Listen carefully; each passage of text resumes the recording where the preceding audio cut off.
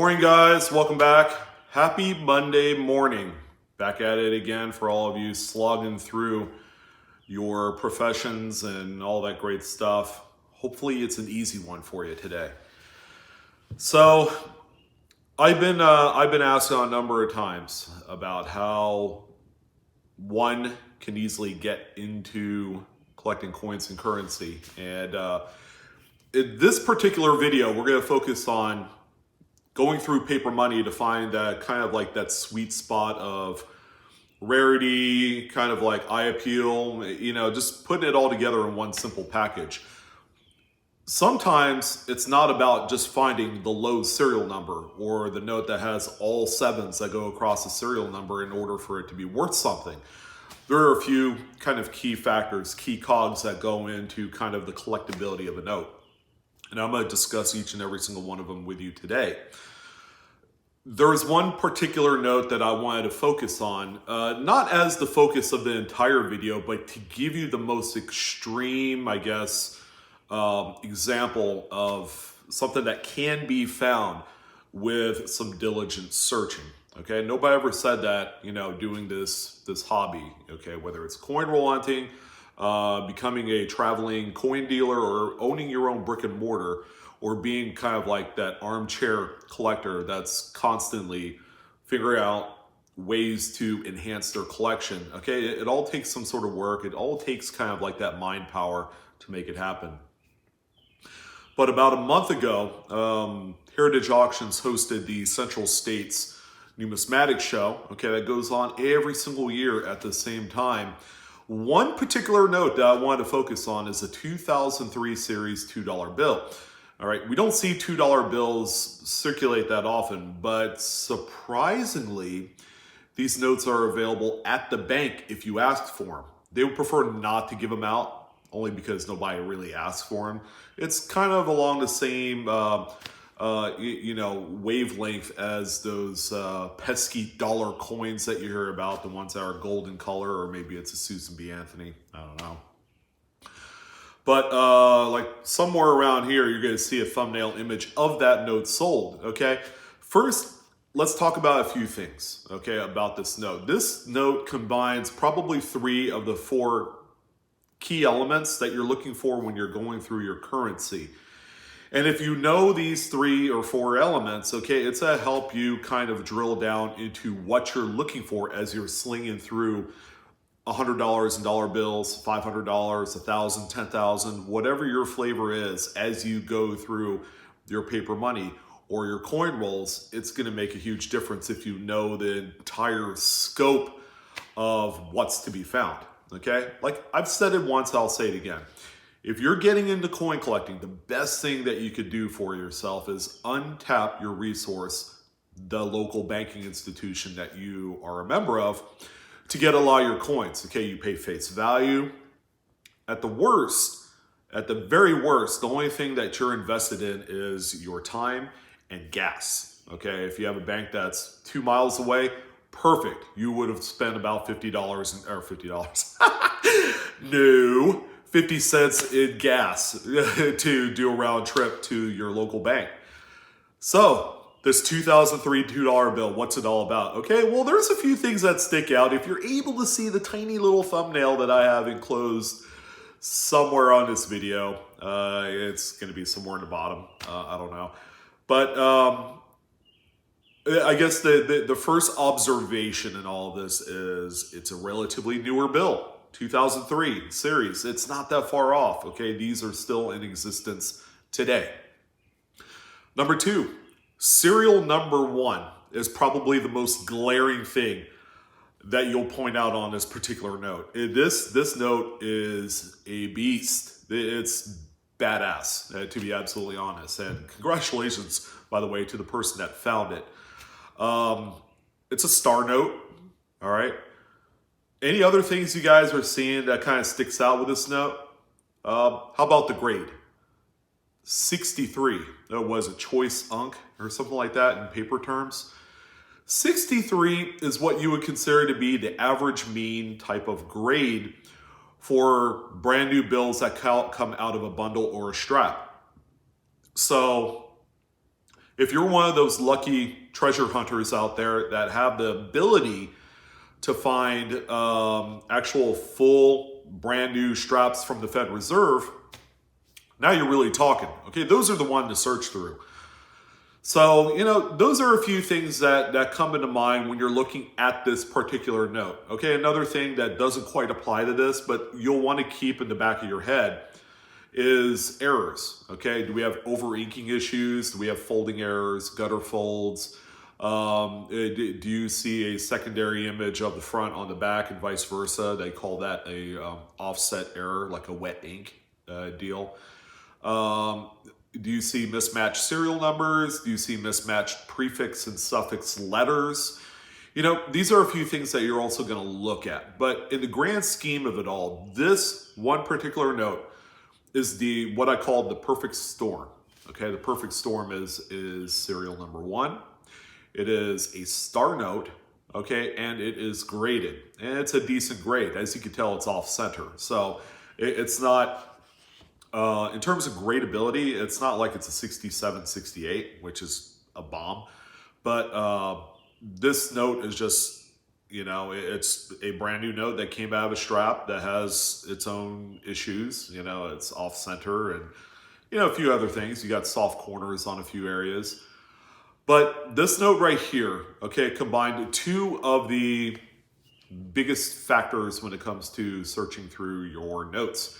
It's a low serial number and it's a star. Okay, when you combine 2 and 2 together, you have a note that sold for $19,200. Let that sink in for just a moment, because it is an absorbent amount of money for a note that is just average grade for a new note, and it combines 2 of those other elements. Okay, now let's talk a little bit about how this note was discovered. Okay, some lucky son of a gun, went to the bank and they obtained what is called Fed Reserve bank bundles. Okay, you'll see an image of it somewhere down the bottom here. And in this case, this is a thumbnail example of a San Francisco bank bundle. Okay, now if you're lucky enough to go to a bank where they have a lot of turnaround in their coinage and their paper money, okay, usually these are going to be big merchant type banks, where you have businesses come in, do deposits, take, withdrawal money. Okay. And when you have that high volume of merchant activity, you're going to have a lot more turnaround in the coins and currency that you get. So the same philosophy also applies to coins. Okay. So this is not just about the $19,000 brand new Hyundai Sonata that you're seeing on the screen here, but when or not Sonata, Elantra, man, these cars are getting expensive. You guys are gonna be like, a brand new Sonata is like $25,000. Yeah, I still wouldn't buy one. But anyways, the same philosophy applies to coins as well. Okay, so if you go to a bank and you continuously get brand new Loomis or NF String and Son rolls, ta-da, they have pretty high volume merchant activity. So these bank bundles that you get from the bank, okay, you can order them. Traditionally, your high volume banks will have that ability, okay, and they'll order them directly from the Fed Reserve. They'll come in an armored truck vehicle of sorts, and then they'll drop it off, but you can order them. So a bank bundle in $1 denomination is 1,000 bills. Okay, there's $1,000 in each bundle. Now, why is this relevant for this video? Well, the $19,000 $2 bill that you saw at the beginning of the video was discovered in this fashion. Okay, someone bought $10,000 face in bank bundles of $2 bills, which you can do. I've done it before. And, again, it takes the right bank, to find that. They'll comb and search through all the bills. Okay, they're not only looking for the serial number 1. All right, I want to refer you guys to a cool website. It's called coolserialnumbers.com. If you've never been on there and you want to know more about fancy serial numbers, that's probably the best resource to use. There's no official kind of website per se, other than this one that you could utilize to kind of gain an idea of what serial numbers are fancy, okay, and are actually real collectible notes, okay? If you want to know, go there, okay? Another site that I'm going to refer to you is mycurrencycollection.com.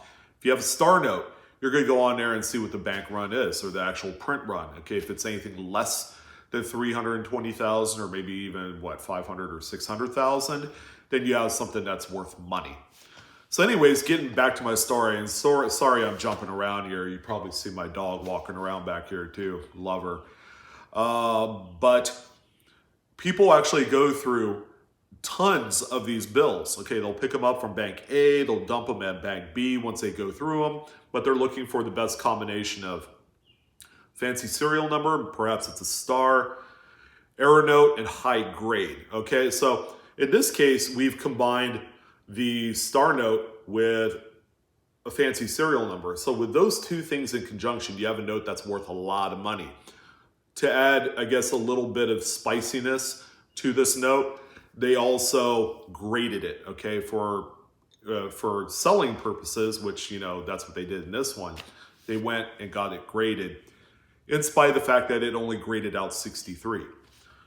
So you could take that same philosophy and run it on every single type of note that you're looking for. You're not exactly looking for a serial number 1 through 10, but anything with 4 leading zeros with perhaps a star is worth money.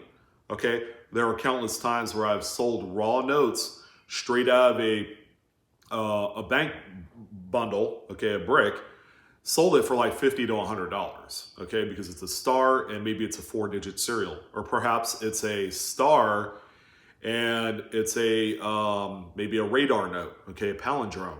All right, so the 4 numbers, are mirrored and they repeat on the other side backwards. If you guys don't know. Yeah, it took years of wisdom to try and figure that out. Or perhaps you have an error note combined with a star note, or maybe you have a high grade note of a star with a low print run.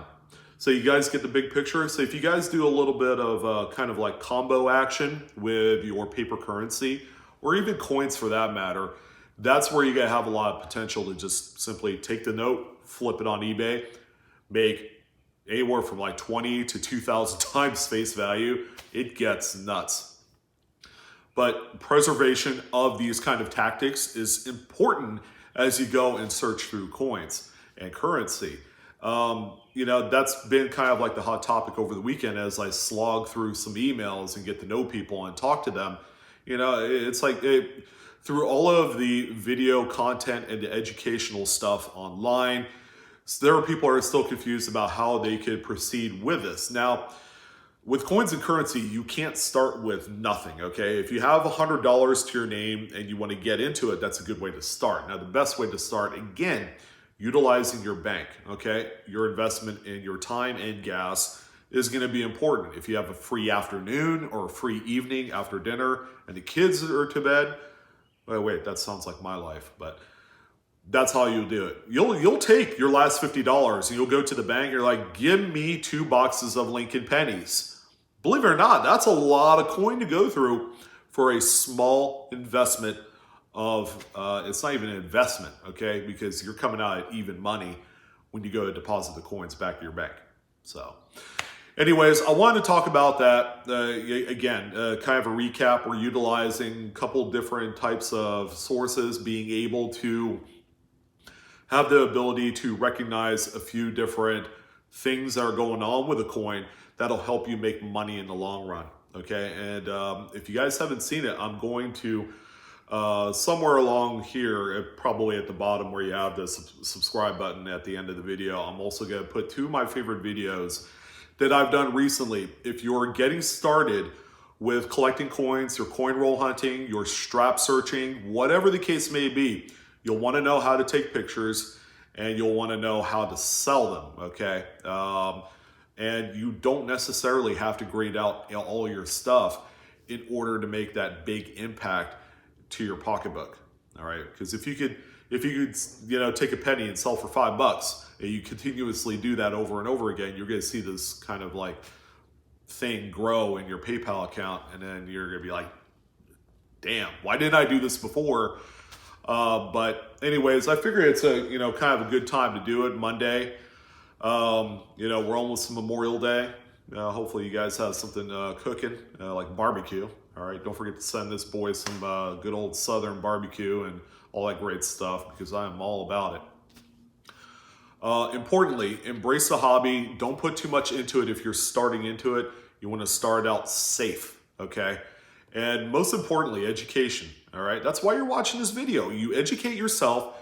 You get to know everything that there is you need to know, and then you're going to feel much more confident as you not only go through the coins and currency that you're searching for, but being able to approach a bank teller and feeling comfortable and saying, I want to get $5,000 in $1 bills.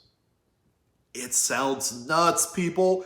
It feels and sounds so unnatural the first time around, but it's going to happen, okay? If you want it to happen, that's the important thing. So appreciate your guys' time as always. Give your boy a like, and subscribe.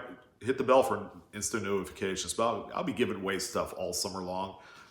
You're not going to want to miss that. And enjoy the hobby, okay? We're all discovering together. That's an important thing. Not only am I an educator, but I'm also a student. I'm continuously learning. I don't know 100% of the things that there needs to be known about coins, but that's okay. Because the more that we're learning and teaching ourselves, the more that we're going to nurture and become professionals, even though we're still students at that point in the game as well. So thank you guys. Have a wonderful Monday. And don't do anything I wouldn't do, and be safe.